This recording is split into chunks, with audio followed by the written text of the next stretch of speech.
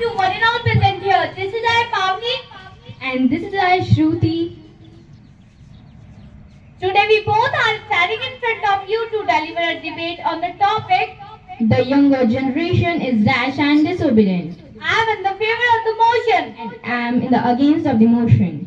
Though I am also young, I sincerely feel that the younger generation is very rash and disobedient. But my dear opponent, I think that it is a usual charge of the elderly people against the younger generation without meaning any disrespect to them. I want to ask that who is responsible? I think our parents are too slow, traditional and old-fashioned. But you don't think so that they are very excessively impatient and restless and international they refuse to listen any reason talk, and whenever the elders try to advise them they rashly break up the argument. Even they often seem saying that they have no time to listen the moralizing by their elders whom they consider good for nothing fellows.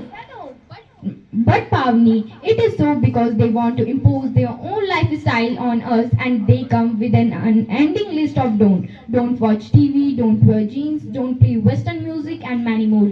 It is which is so on and so forth. But they openly disappoint their parents, insist of having their own way. If the parents force them to what they want, they stop talking to them in anger.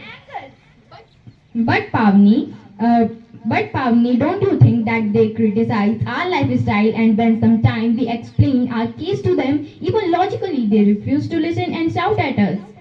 I have no hesitation in saying that some girls and boys of younger generation are very rash and restless that if they practice something one day, they want the fruit next day, which is impossible, right? I agree with your point, but when we lose our temper and react, and it is a common thing in all the human beings, but still they call us a rash and disobedient child. No comment if they talk to us tactfully and in a friendly way. At the end of our topic, we only want to say a poem, and I'll simply say it in a manner of a young girl in the poem Aunt Tabitha. Dear aunt, if I would take your advice, but I like my own way and I find it so nice. Thank you and have a nice day ahead.